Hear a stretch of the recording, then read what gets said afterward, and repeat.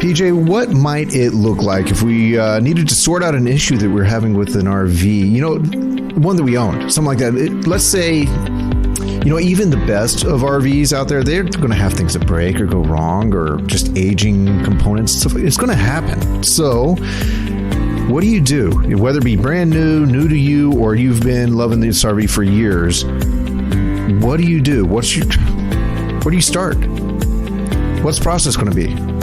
I don't know. That's a big question when something breaks. Everybody wants to know, who do I call? Who's going to pay for this? Right. Will somebody pay for this? Is this my fault? What can I expect to have happen here? So we're going to tell people, when things break, what do you do and who do you call? Okay. All right. Well, with that, that's our topic for today.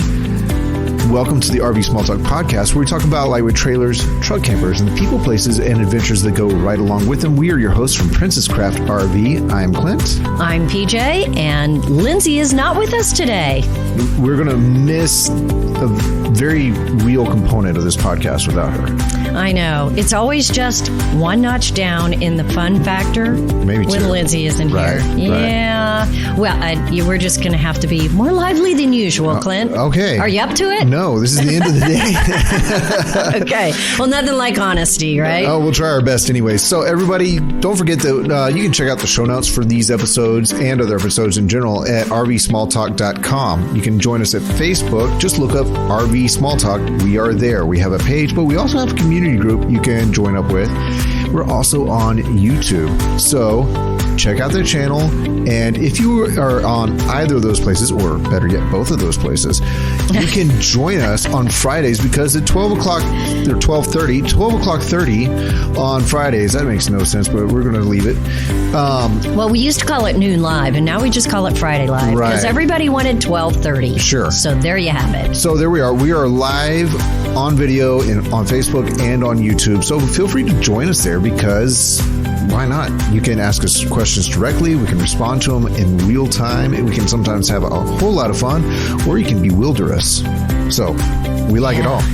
That's right. It's always fun. Nice to chat with everyone. Don't forget, if you're in a podcast player, which you probably are, that you might have a chance to subscribe to our podcast. If you do, we suggest you do that. If you can leave a review and a rating, that really goes a long ways, especially in the Apple Podcast app. I don't know why, but it is true. But we won't hang there very long. Let's jump into this episode. PJ, let's talk about what to do when things aren't doing what they should do. I'm trying to find as many ways to say do. I see that. Just don't say it twice. Right. That would not be the thing to do. That would make Lindsay laugh. Yes. So anyways, let's, where do you want to start on this? Maybe with someone who's brand new, maybe not brand new to camping or RVing, but they have a brand new RV, like That's brand right. new. Well, that's always the concern. What do you do when it breaks? So it's different under different circumstances. Right. And, at first I thought maybe this was kind of a weird topic, but the reality is it's always like, wait, which person do I call? And why isn't everything just jumping in and getting this fixed? So a few things. In a perfect world, you would have a brand new, perfect functioning, every component doing as it should, and it's their RV, if it's a new RV, in a perfect world. That's right. Do you live in a perfect world? Because if you do, I want your world instead of mine. Right. No, it is not. It is not a perfect world, and it's the RV industry is not as far along in delivering perfect things. That's right. As the automobile industry. Well, I don't know why it seems so difficult, but cars have things that maybe something doesn't work when it's brand new, but for the most part, they're fairly dependable. So when people come to pick up an RV, they expect an auto delivery style product. Right. And auto manufacturers, they pretty much own the widget radio that they're ordering. Right. Whereas somehow in the RV industry, it seems a bit more unpredictable. Sure. They're not built in such large lots. Maybe they're not pre-tested as well before they're put into the component. We had, and I forget who was on our podcast as a guest, but we also have significantly less mechanical robotic automation in the construction practices. Oh, absolutely. Have you ever seen the factories? I mean, I've never been there, but I've seen the pictures of the factories. Cars are built by robots. Mostly, yeah. And everything Very is crazy. so precision and high tech in those worlds. Whereas in the RV industry, even in the top manufacturers out there, it's still by hand, by a team of people, a large team of people, sometimes new people on the production line. And that radio may only have been built, for a year because this is a new model. And, it isn't as well tested. Right. So not only are the components not as dependable, but then it's more built by hand. So all that to just not throw 1,000 excuses at it. It's different than a car. I think it's a good way to just come at it and just say, okay, wait a second, let's understand what we're talking about. I get it. Some of these campers cost way more than our daily drivers. Honestly, we sell campers that if I look at them, I'm like, number one, it's a really cool camper, full feature. But if I look at it next to my two vehicles that my wife and I drive, that camper costs more than my two vehicles put together. Sure. So you really expect it to perform. Right. And that is the first question that we're going to talk about. When it's brand new, okay. All right, the dealer actually goes through everything, tries to make sure everything works. We do a pre-PDI. And honestly, some dealerships do it better than others. But we have somebody who their job is to just turn everything on, be sure it works. The first thing is safety. They're going through the safety checks, right? The gas components, the electrical components, and things like that. We do all of that. But they're also going through and open every cabinet door. That's right. And do the shades pull down and go back up? That kind of stuff. Does the bathroom cabinet latch correctly? Right. Is something maybe bolted on crooked? Anything like that. Sure. So, first of all, they're not perfect. They sometimes look at a lot of trailers in a day. And if they miss something, then it is up to the person that buys that trailer to say, hey, this isn't working right. Right. What usually happens is that there is something on it that worked fine or turned on. Right. During the check. And you drive to a campsite, and because we try to run everything on the water pump, we try to run everything every way we can, but we can't hook a trailer up to a hydrant and run it for an hour. Right. We can't. We can't run an air conditioner for 12 hours. Right. There's things that we can't do. And we're not really even supposed to take these things that far off a property. We're not supposed to PDI it and run it, run it around to see what shakes loose. A 3-hour trip to a campsite and then hook it up to, a suspect water provider. True. That's true. So there's all kinds of things that we can't do. So when it rattles down the road, you plug it in, something else sometimes is discovered. Sure. So first of all, what's your first reaction if that happened to you? Well, I think my first reaction is bummer, Yeah, bummer. and maybe even to the point of being upset that I bought something that isn't perfect. I think that's human nature. You buy something, particularly if it has stickers and all that still on it, it has all the brand new manuals, everything that has the new smell. Yes. You really want it to be perfect. So who are you going to be mad at? That's the question. The point of contact, the dealership, maybe your salesperson, maybe the technician that you did the show out with you, maybe even the finance guy, because they're the one who took that money. I don't know. I think I just be mad at everybody. I think mad at the world. And I think that my first knee-jerk reaction, right or wrong, and I think this is what we see all the time here, right or wrong, my first knee-jerk reaction is someone at the dealership or the dealership as a whole. The dealership didn't check this out well enough. They should have caught this. And the other natural reaction is, maybe I got a crappy product. Maybe this isn't as good as I thought. Right. I can't tell you how many times I hear, I paid $60,000 for this. It ought to be perfect. Yeah, I totally understand, but sometimes it's not. And sometimes the dealership misses things. Yes, they shouldn't have, but it happens. Yeah. So the question we're going to answer here is, what do you do next? Well, as the consumer, I'm going to find a point of contact. I'm going to phone in, listen to what the menu is, or get the person and say, who do I talk to? Or I'll probably say, I'm on the first name basis with my salesperson. Mm-hmm. You know, I'm going to talk to someone I'm on the first name basis with if I can. It feels more powerful, more valid. Or if I have the phone number of someone higher up, maybe I know their name because I've seen them on YouTube or something like that. I might throw that name in there. Well, of course. And I think that is a very natural reaction. Right. So what I would recommend that people do, don't get angry and throw your weight around. It doesn't get your camper fixed any faster. Right. Because later on, you very often regret being what we call in our dealership, that guy. Oh. And we call it that. Why? Because everybody says, I don't want to be that guy. Oh, that's a red flag. Yeah, but that's very common. To me, that's like someone coming into a situation going, I don't do drama. Oh,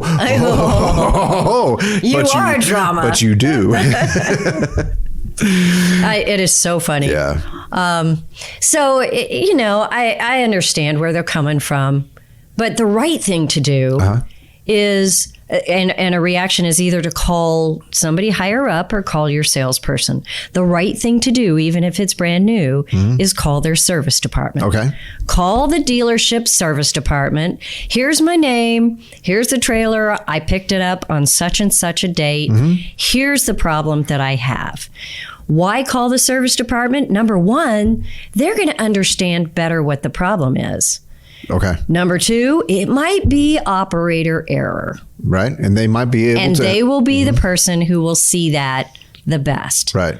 So, and then, the next thing is if you do need service, they're the people who can help you get a service appointment or find a place to fix that. Well, a salesperson might be very knowledgeable, but the fact is, if something isn't working right, the salesperson has to get you in the hands of the department that it's their day in and day out job to work with things just not working, or parts procurement or warranty claims and all that. So why add that step in the middle when there's someone waiting? Yeah, well, it's not that your salesperson doesn't care. No. They care. They're just not in the job of fixing things. Right. They can't fix it for you. And I get it. In a perfect world, again, this perfect world thing, a salesperson in any industry, whether it be automotive or RVs or something like that, will know their product down to the smallest bit, every component, how to program your VCR level kind of stuff. And, our salesmen know their stuff very well. However, they aren't quite as intimate with the stuff as someone who is in our shop who deals with the slide out components. Well, they don't know the brake components quite so well. They can talk in a very real sense about it, but they might not really put their hands on these things like the guys in the shop. It's kind of like buying a Dell computer. No, you dude, call you're up getting the a Dell? customer service guy and you talk to the Dell salesman because you want to buy one. Well, once it gets there, you don't call your salesman back because he doesn't understand how to troubleshoot it. Right. So you talk to the service guy, the warranty guy, and they can troubleshoot it for you. Yeah. So that is what I recommend in a dealership. Now let's talk real briefly about different types of problems. Oh, some things that we've heard? Yeah. I mean, it could be that you're not getting a good picture on your TV. It could be that the blinds broke when you pulled them down. Okay. It could be small operational things that aren't really stopping you in your tracks. Okay, so that's when the service department is your first call. What happens if it's something else, maybe something bigger? Can I throw a few ideas out here? Okay, so you have you've got a brand new trailer or something like that, and you notice that the components, the appliances or whatever in your trailer is not what you saw on the manufacturer website. Or in their videos or in their brochures, you name it. Maybe not even in a dealership's videos, because we make videos and they're made, we record them on a day, and you might see the video a couple months later, and you might purchase the trailer a couple months after that. That's right. So the one that you have the keys to now and all the paperwork and financial obligation to, what if it doesn't have the same vent hood in it, or doesn't have a vent hood at all? Well, what if it doesn't have the same water heater that you expected? So are you complaining that it's not the same product you expected to buy after you took it home? You figured that out? Or are you complaining that it's not operating correctly?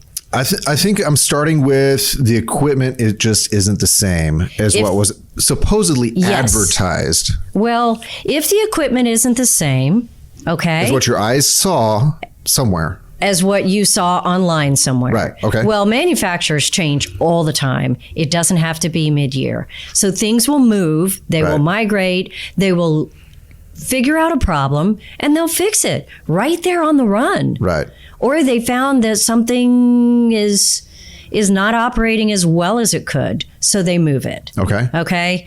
Nothing you can do about that. That is something that as a buyer you need to catch when you're on your walkthrough. If you are unhappy with where it is or if it's not what you expected, that's a salesman issue when you buy it. Once you take it home, unless it's really impeding the usefulness of the trailer for you, then you can always call your salesperson and talk to them about it. What if it's something that's kind of tucked in a little bit?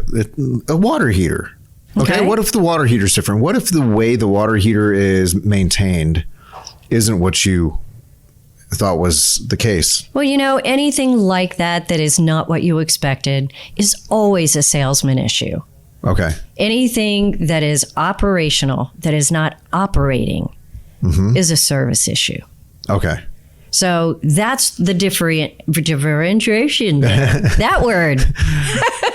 I can't cut that. It's I know. baked into the podcast. Any screw ups, Clint doesn't cut. So you get the real deal, folks. But then there's big things. Okay. Yeah. You put your slide out and it doesn't come in. Okay. What do you do? That is like the big fear for every camper, right? Yeah, right. So first thing you do, call the dealership and get the service department. Sure. Same thing. Now, when I say call the dealership, we have people who have a ton of small things, and they're usually the engineers. You know who you are out there, right? You engineers, I'm talking to you.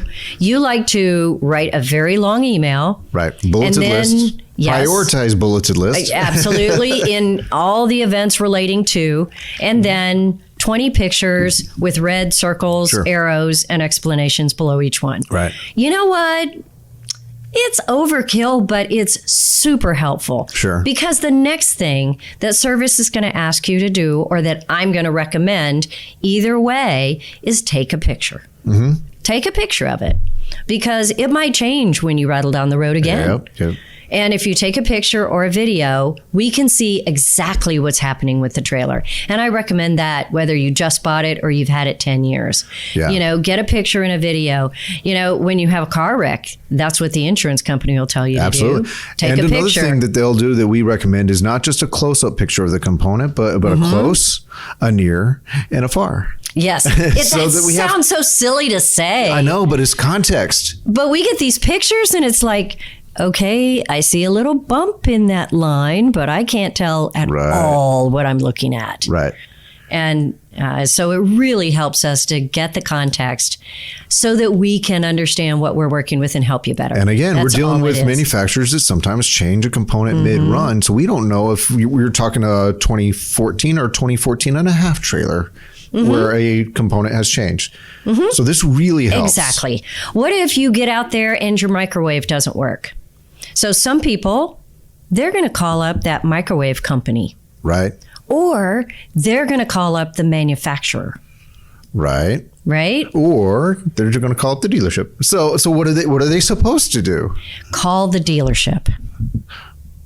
But why? Well, the dealership should be able to help you figure out if that component is under warranty.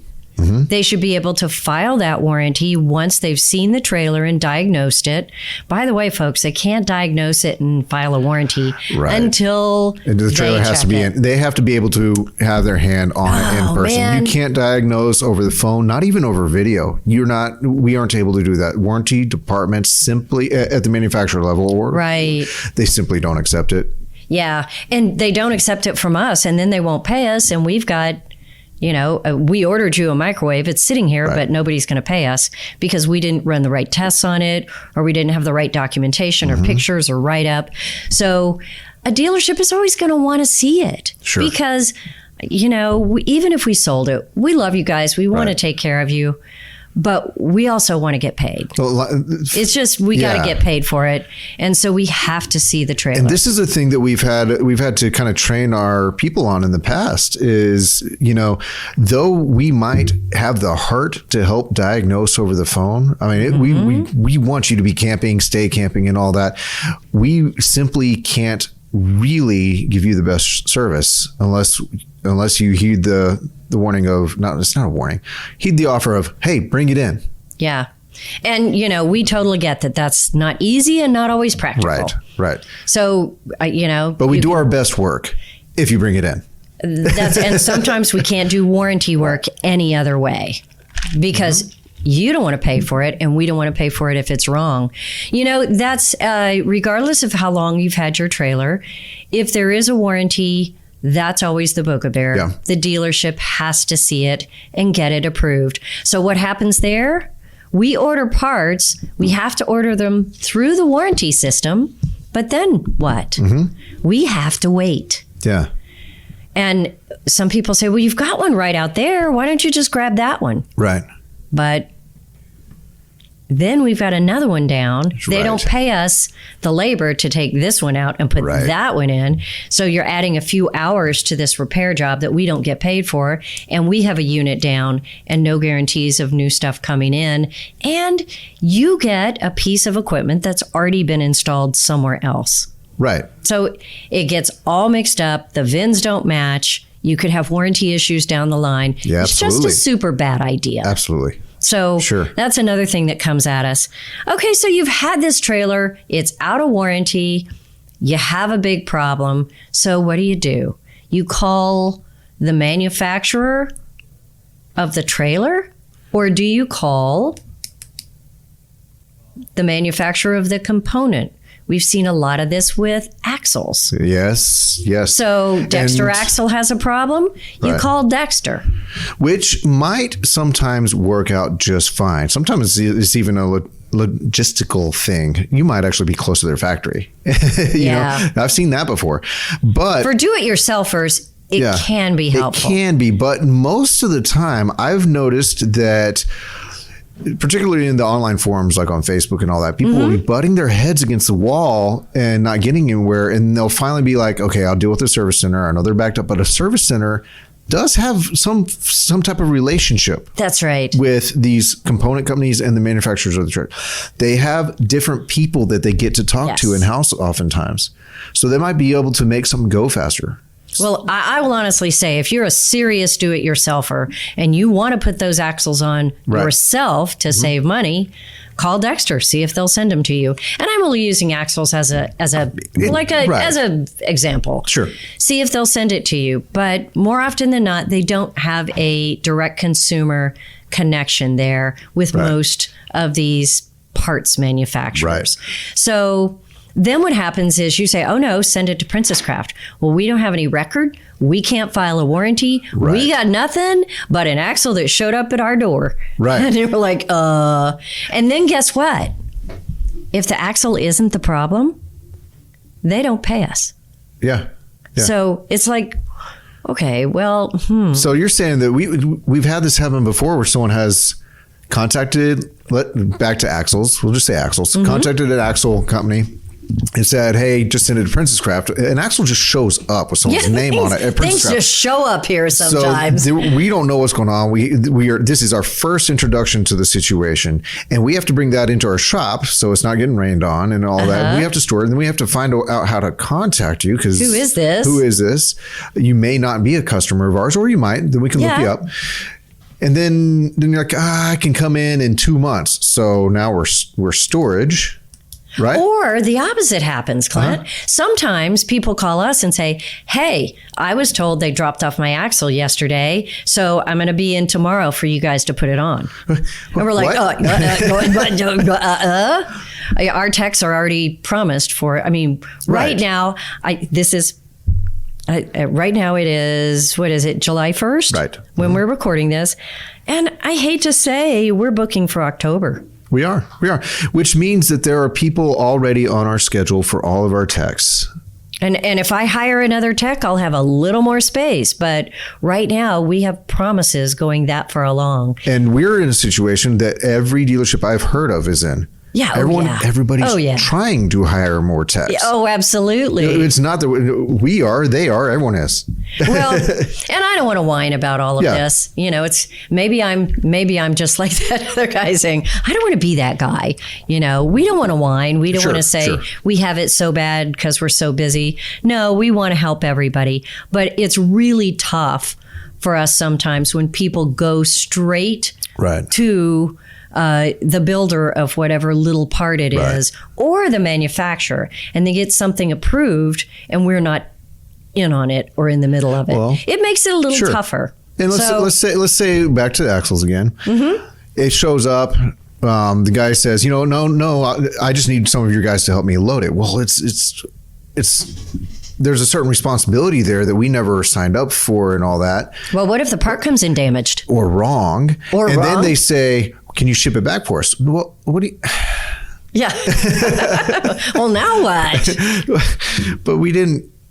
We shouldn't have to deal with packaging this back up. We didn't buy it. Yeah. So anyways, let's move on from axles. It gets really messy that way. So most dealerships, if they have a good service department, they will know. And as we take axles as our just example, because there's been kind of some axle craziness in the past year or two. Sure. We're used to it. We're used to dealing with Dexter. We know exactly who to call. We know exactly what to measure. We know exactly how to file the paperwork. We know how to do that. And if we don't know, we have somebody on our staff that is paid to figure it out for you. That's right. I hope all dealerships are in that position. That's generally how it works. Right. So that is my recommendation. Take pictures, get armed and dangerous, email or call a service department, and present your case and try to get assistance. But what if you go through the dealership, they have all the right people in place and things still aren't moving as fast as you would like? Well, I mean, is there anything that can be done, or is there just a little bit of, we need to be realistic? Well, maybe that's the other half of this podcast, what to expect. Yeah. Because maybe your expectations are not realistic. Maybe they are, and you're getting bad service. Maybe they're 2018 or 2019 style expectations when Amazon was still delivering everything so fast. Everything was available and all that. Whereas 2020, 2021, now 2022, man, I still have those desires for immediacy. For instantaneous service and all that, but the workforce isn't there, and the components aren't there, and logistics are still hamstrung. Well, this is a tough one, because what to expect? You should expect to be contacted if they say it's going to be 3 months before we get this part. It might be 3 months. Sometimes manufacturers don't give us any time frame because they're waiting on a boat. Right. They just don't know. Right. But sometimes they can say, we usually have it within 6 weeks. If you feel like you want to check up on it, they say, I will call you when the part's in. It might be 6 weeks. They may not call you in 6 weeks. Right.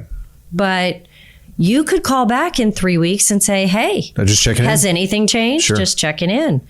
I never think that's a bad thing. Every customer has the right to an update. Now, if the dealership, it would be great if they called you every 2 weeks and said, hey, I've checked up. It looks like it's still on track. Right. It's tough to do. Service writers handle hundreds of open work orders per person. Sure. So it's tough. We try to get better at that. We try to put things in place. But if you ever want to know where it's at, call them and ask them. If you don't get appropriate answers, then kick it up a notch and ask for the service manager. Sure. That is always appropriate. In my eyes, I think you should expect friendly, helpful service. What you might not get is an immediate part and a quick install. Right. It takes time. One question you can ask if you're in that position, hey, this isn't an Excel issue. This is a microwave that doesn't work. Right. So can I just pick up my unit and use it? And when the microwave comes in, you can give me a call and we'll come back. Which we do pretty often. We do it all the time. For multiple reasons. It gets you camping. It gets you doing what you want to be doing anyway, sans microwave, which is generally fine for people who are camping. They can figure out a workaround for that.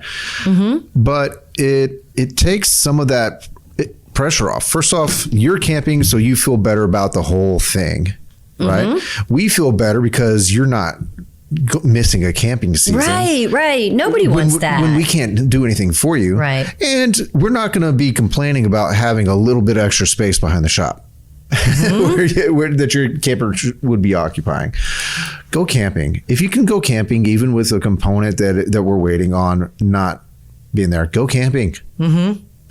Yeah. A lot of people don't think of that. We have to remind them, hey, if you want to go camping for the summer, this might take 6 weeks to get this part in. Well, you can bring it back in September. Sure. Now, obviously, there's components that you can't do that. Mm-hmm. It might be the axle. This poor axle's getting beat to death. Yeah, are y'all tired of hearing about axles? I think I'm tired of talking about them. But if it is something like a microwave or something, by all means, take the option to camp. Yep. Can we talk about one more thing with repairs? Yeah. A lot of times customers bring a unit in and we have to tell them, we didn't find a problem. Yeah, but you know what? I've dealt with that with vehicles, with trucks and cars too. Well, it's hard it's hard sometimes to replicate a problem. Right. It's true. But usually a car, it's like, when I'm going 65 down the highway, it makes this noise. Right. But only sometimes. Right. And so I get it with a car, but with an RV, it's like, no, the AC shuts off after 7 minutes. Right. And I couldn't get it to come back on. Or it kicks on repeatedly. Yeah, or whatever. In real short succession. Yeah. And so we bring it in and we can't duplicate that problem here. In which case, if it's a warranty issue, we can't we can't move a warranty issue along if we can't document it. And if it's something like that, we got to send photos and video and all that stuff. So, okay. So what happens? So, at that point, we have to say, next time it happens, give us a call and record what's happening so we can understand. Right. Sometimes people say it happens every 5 seconds and then the wife nudges them and says 5 minutes. Well, that's different, mm-hmm. right? 5 seconds or 5 minutes of something cutting off. So, we need to be sure that we can see what's happening, mm-hmm. but then it may be something about where you're camped, where you're plugged in. Sure. So if you can't get it diagnosed at a dealership, when it's happening, call them back and say, what can I check? Mm-hmm. Any ideas here of what I can do while it's happening? And a good service department will try to help you with that. Okay. But sometimes there's no problem found, because it was like, let's use the air conditioner. I went camping recently and I borrowed a camper and the cord was connected to an extension cord, a very long extension cord. So guess what? Mm-hmm, the air conditioner didn't work. Yeah. And they said, well, it worked in the shop. And I was like, it didn't get enough power because this cord is way too long. Right. And this is where not everybody is an electrical engineer. So they don't understand what long runs of small gauge extension cords attached to, I knew exactly what was happening. Exactly. So I knew that the air conditioner wasn't broken. Right. It just wasn't getting fed enough power to kick on. That's right. But if I was a new camper, I might not know that. Right. And you might not be... You might be artistic and not mechanically or electrically gifted. Maybe your strengths aren't going to make it easy to explain that. What do you mean? I plug in anything in my life. Anything I've ever plugged in my life worked when I plugged it in and there was electricity. I know there's electricity. Why is this not working? Yes. So when those things happen and it's a no problem found from the dealership, again, that's when you call and say, it's happening again. What's the problem? And hopefully they can help you figure out what's happening. We live in a world of video conferencing. If you're in a place with data service, that might work. Yeah. Sorry, everybody. I just chewed some ice right on the microphone. I'm so sorry. I just realized that. Well, we've had a hot day and it's near the end. So with an AC as an example, sometimes we have people saying it's too loud. We have a way to check that here, and we can say it is, and I hate these words. Y'all ready for it? Working as designed. Right.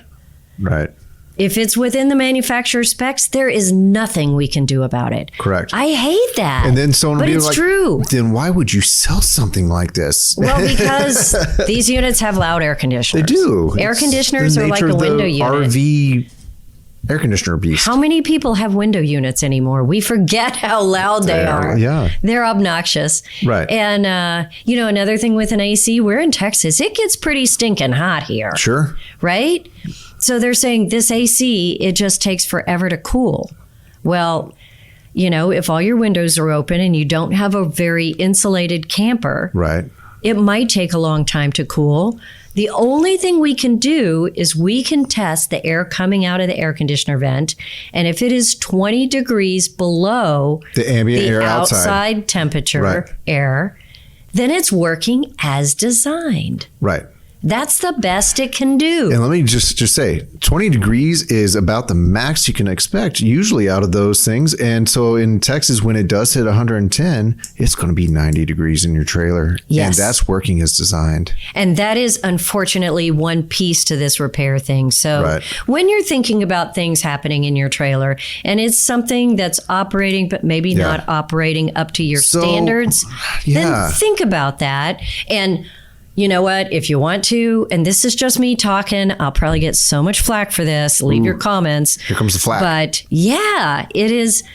You can read the paperwork that's in there, but it is so general. It's usually not helpful. So what's the next thing people do? They go to the forum, and sometimes forums will have good answers, and sometimes it will just be a waterfall of doom and gloom, bad news, and angry people. And the thing is, emotional answers, an emotional answer doesn't make it right or wrong, but it does make us a little bit more blind. But sometimes, I will say, sometimes on forums you do get, I didn't think of that. Okay, I'll check that. Right.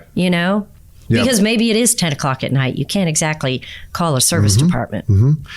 Yeah. So what if you do buy something? You're new to RVing. You buy a new RV, and the AC doesn't cool as much as you think. It's not like your residential RV, so it doesn't match your expectations. This could be the same thing as a refrigerator. You have a 3-way refrigerator in there, and it doesn't cool as fast as your home refrigerator, and it's not as efficient. There's so many things that this could apply to.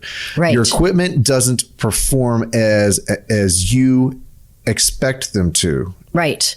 You're new to RVing, you have a new RV, and it's just the equipment's not living up. And you go to your salesperson, an RV dealership, and you sold me something that doesn't live up to my expectations. Okay. So what do we do? What can be done there? I mean, you had the internet at your hand, and you had the Very specs. tough. You could have asked a lot of questions. You did a full walkthrough before you signed papers. All this stuff, and you said, "Well, then you hoodwinked me." Well, just to put this in perspective, Yes. Clint, have you ever bought a car? Yes. Driven it home? No. Now you're just making it harder.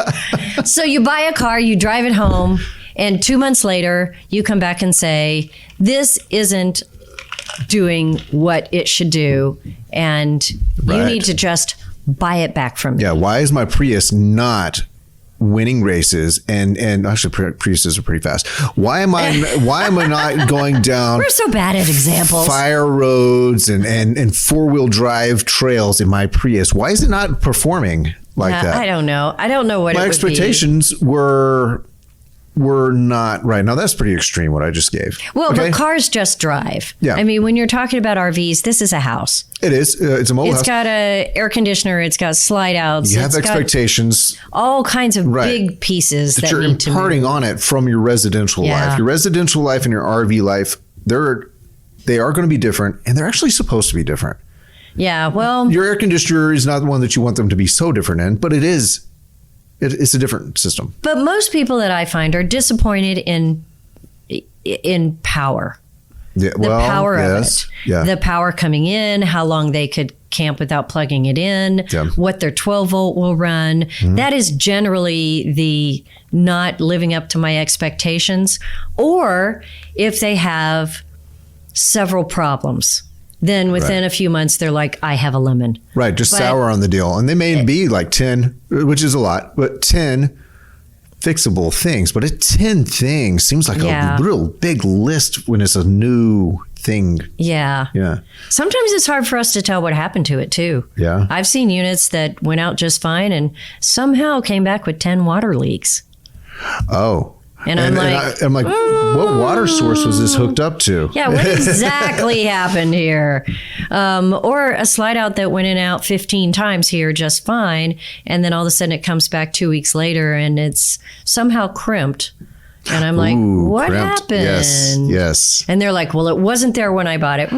So all of the craziness aside, Right. I think that, yeah, people need to have the expectation that it's an RV, but it should be operational. Sure. And if your unit is brand new, especially within the first year, document what's happening.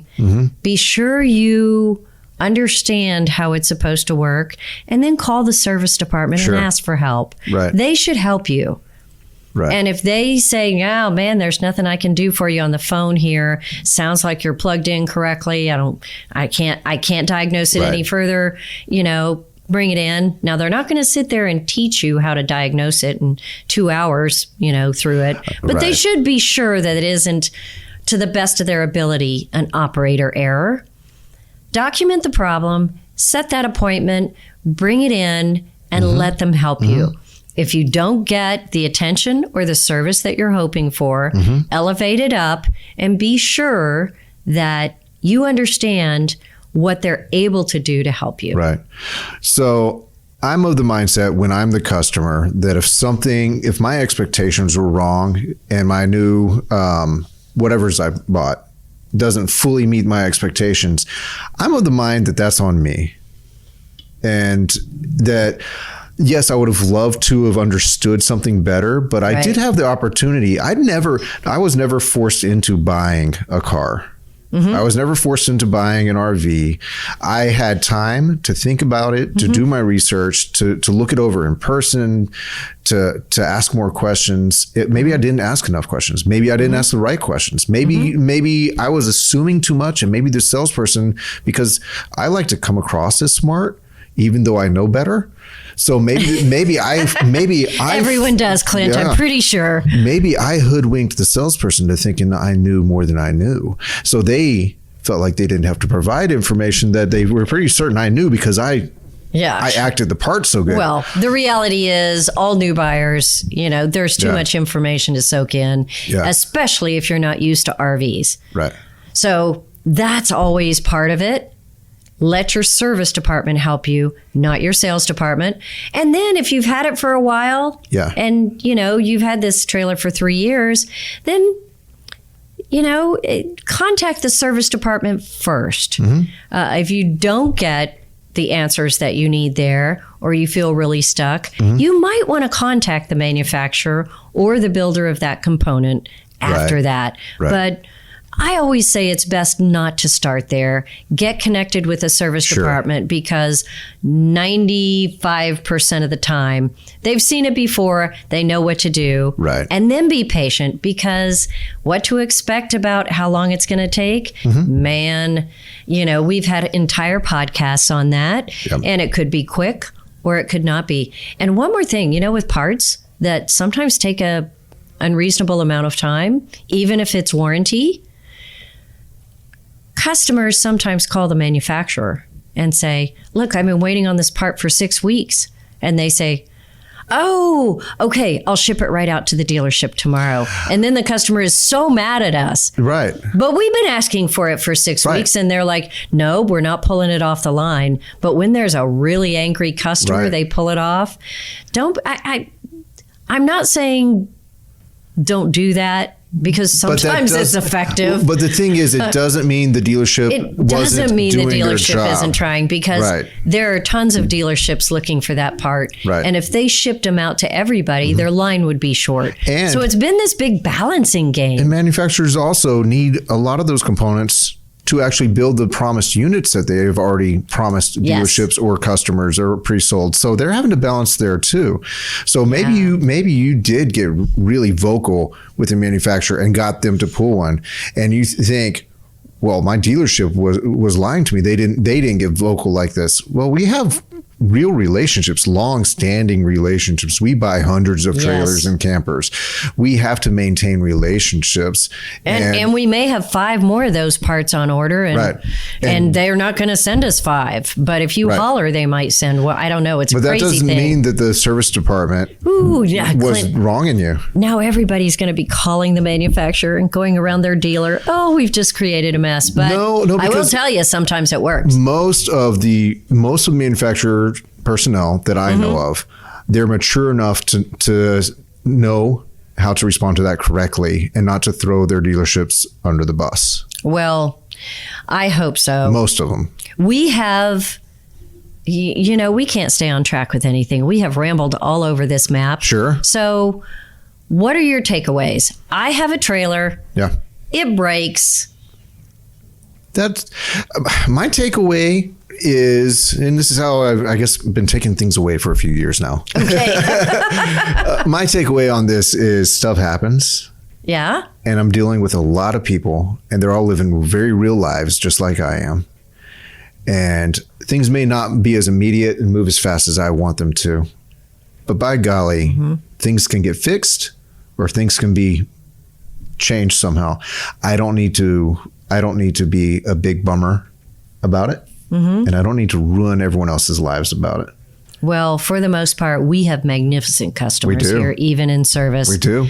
I just always want to try to help those people who have trouble struggling with how to fix this, what do I do next, and maybe not having the right expectations. So, yeah. First thing is be a good human. Oh, I like it. Yeah, be a good human. Second thing is, if it's under warranty, call your dealership service department. If it's not under warranty, call anybody you want to. Yeah, even a mobile tech or something like that, because there's some talented guys out there. Document your problem. You name it. Because they go through if you want a new career, let me just throw this out there. Can I throw this out there? Of course. Everyone listening, if you want to change career, you want to do something different in an area that you like, the service industry in RV maintenance and repair has forever, since the beginning of the industry, been understaffed. And there is no better training and no better time available than right now. So if you would like to work in a service center or be a mobile tech, by golly, folks, get good training and get after it now. Yeah. There's 2 training schools out now that are very popular. There's more than that, but the 2 that we see the most is NRVTA right down the road. We have a listener who actually went to we have lots of people. And one of them, Sebastian, I want to say, I don't think I can pronounce this right. Sebastian, I'm sorry, because I think you're going to listen to this. Well, then don't pronounce it. So Sebastian of YSC, I think. All right. He went to one of those training schools last year, and he is doing a bang up job. He's switching careers. He's doing a bang up job from everything I can tell. I'd actually like to get him on and just hear his story arc. Yeah. Okay. Well, there is a job listing of the top needed jobs, and I think RV technician was number 1 or 2 last year. So it's crazy. Plenty of jobs out there. Needed. They pay well. Tell your kids who are coming out of high school. Yeah, it's a good place to start. Floundering after school or whatever. After that age that do we go to college or not? Yeah. This is a good trade, folks, and you can run and you can do a whole career in it. So NRVTA or RVTI, both. RVTIA, I always get that mixed up. But anyway, you can find that online. Right. You simply go to school and they teach you everything you need to know. So where was I? You can go to, so you've got the problem. Yeah. Be a good human was the first thing. Yeah. See, we can't finish a thought. We just ramble. That's how I exist. I know. Be a good human. Call a service department. Document the problem. Okay. And then be patient. Yeah. And if you're not getting the responses that you think are reasonable, then roll it up the chain. Sure. I will tell all my customers that. Yeah. If you're not getting the response that you think you deserve from the service department, and be sure it's reasonable, then roll it up because the person above them wants to know. Sure. And that will help you help the dealership become better and get the information that you need. And if you ever can find a way to stay camping while your parts are coming in. I want to bring that up. Thanks for doing that. Do that. Yeah. Stay camping as long as you can, unless it is a prohibitive problem. And just, enjoy your RVs. Don't let a broken widget ruin your day. Absolutely. Things break. Absolutely. Things break. Okay, well, I think that wraps it up. I think we could talk for hours, but I think we have covered the bases. Very good. Everybody, don't forget, this is the RV Small Talk podcast. You can find us at rvsmalltalk.com or on social media or on YouTube. RV Small Talk podcast. We're easy to find. Join us there. Like, subscribe, review, please. It does help us out. Join us on Fridays in the afternoon, 12:30 Central Time is what we're aiming for. And you can actually speak with us or type to us, converse with us directly in real time, and we'll do our best to think these things through right then and there. Even if we look uncomfortable, we'll do it. We always look uncomfortable, don't we? It's true. So once again, thank you so much for joining us for this episode, and we will see you next time. Hey, you guys have a good holiday weekend. See you later.